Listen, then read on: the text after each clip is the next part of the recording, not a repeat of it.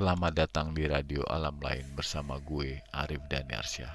Sebelum episode ini dimulai, jangan lupa aktifkan lonceng notifikasi dan follow YouTube channel Radio Alam Lain biar kamu gak ketinggalan episode berikutnya. Dan bagi teman-teman yang ingin membaca langsung ceritanya, bisa langsung klik link di deskripsi. Seperti apa kisah kali ini? Selamat mendengarkan. Malam yang terasa sejuk, syukurlah tak terlalu dingin malam ini. Walau genangan-genangan air terlihat masih ada di jalan raya. Di balik balutan jaket sekaligus seragamku, aku melajukan sepeda motor melintasi jalan raya yang sepi. Terlihat di pinggir jalan orang-orang berjaket hijau sama sepertiku sedang asik ngobrol sambil menunggu datangnya orderan. Suasana malam kota ini memang menjadi agak berbeda setelah munculnya profesi ojek online ini. Kini banyak pengendara berjaket hijau yang mondar-mandir di sekitar kota yang telah terlelap ini.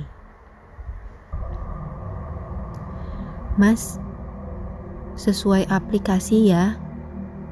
Jangan terlalu banyak sambal, kata seorang customer yang berujar melalui chat di layar smartphoneku. Segera aku menjawabnya oke. Aku sampai di sebuah rumah makan malam. Beruntung aku datang saat suasananya masih sepi, sehingga tak akan terlalu lama. Aku memesan mie ayam sesuai dengan yang tertera dalam aplikasi.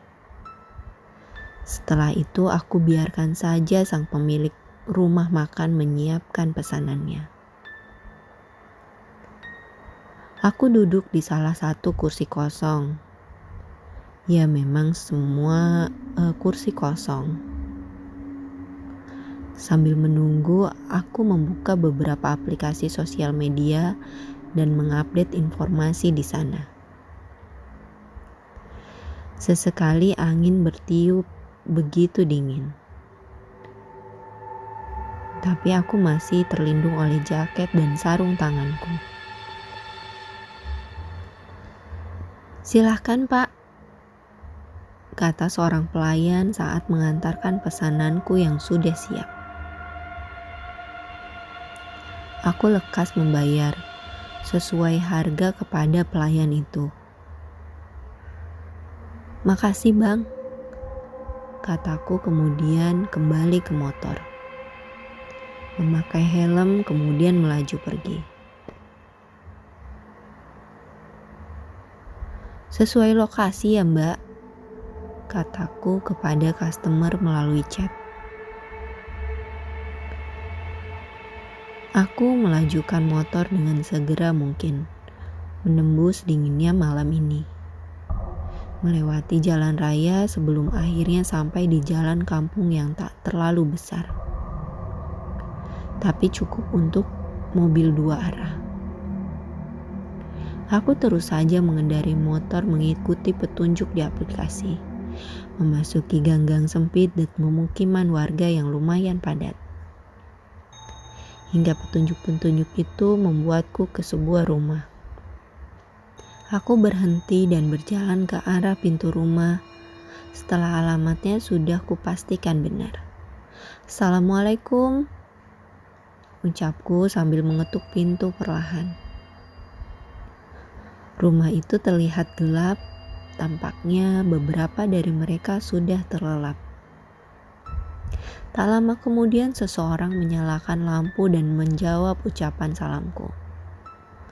Pintu dibuka dan terlihat seorang pria tua berusia sekitar 60 tahun menatapku dengan wajah aneh.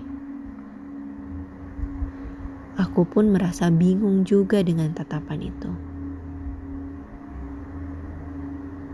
Pasti mie ayam, tanya bapak itu. Iya pak, atas nama Irma Setianingrum, kata bapak itu yang mendahuluiku berbicara. Iya benar pak, ucapku yang agak canggung. Bapak itu mempersilahkanku duduk di beranda rumah yang sudah tersedia kursi. Aku duduk sambil menunggu bapak itu kembali. Sedangkan pesanannya sudah beliau bawa masuk ke dalam. Halaman rumah ini cukup luas. Ada juga tenda yang terpasang dan beberapa bangku plastik yang tertumpuk rapi. Nampaknya rumah ini baru saja menggelar semacam acara atau hajatan. Dari dalam rumah aku mendengar suara bapak itu sedang berbicara. Tapi aku tak tahu apa yang mereka bicarakan. Tak lama kemudian bapak itu kembali keluar dan memberikan uang pecahan 100.000 kepadaku. Kembaliannya ambil aja nak, kata bapak itu. Kok gitu pak? Tanyaku. Sebagai tanda terima kasih karena kamu masih mau mengantar pesanan anak saya di malam yang sudah larut ini. Salut saya dengan anak muda seperti kamu. Maaf ya, anak saya satu-satunya itu suka iseng, kata bapak itu. Ucapannya memang memujiku, tapi ekspresinya aneh. Wajahnya begitu datar dan tak ada senyum. Setelah beberapa kali kutolak, bapak itu terus memaksa. Dengan alasan mengantuk dan ingin segera beristirahat, bapak itu menyuruhku segera pergi dan membawa uang itu. Akhirnya kau tahu sendiri, aku pergi membawa uang itu. Lumayan rezeki di tengah malam yang tak disangka. Aku kembali ke motor dan setelah pamit dengan bapak, aku segera mengendari motor meninggalkan rumah itu. Setelah beberapa meter dari rumah itu dan hendak memasuki gang, aku berhenti dan melihat sebuah bendera kuning dengan nama Irma Setianingrum. Baru saja meninggal hari ini. Nama itu jelas adalah nama yang ada di aplikasiku. Posisi rumahnya juga sudah beberapa meter dari bendera kuning ini.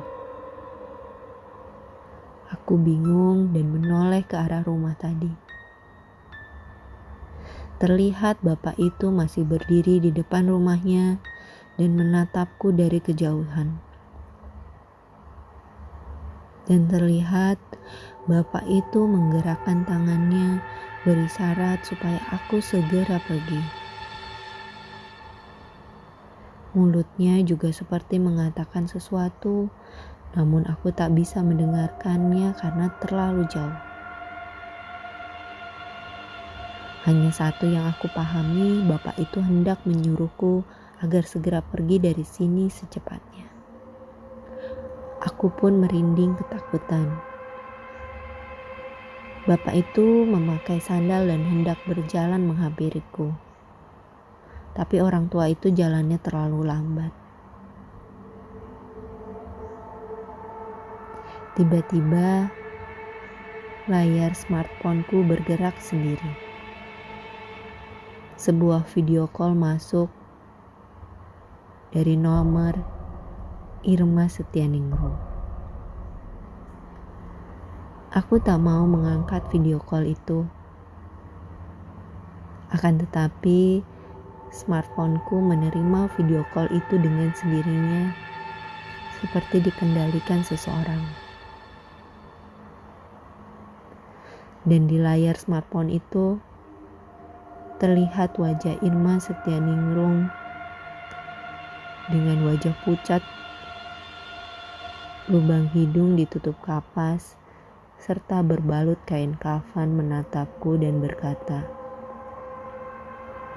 "Aku kasih bintang 5 ya mas."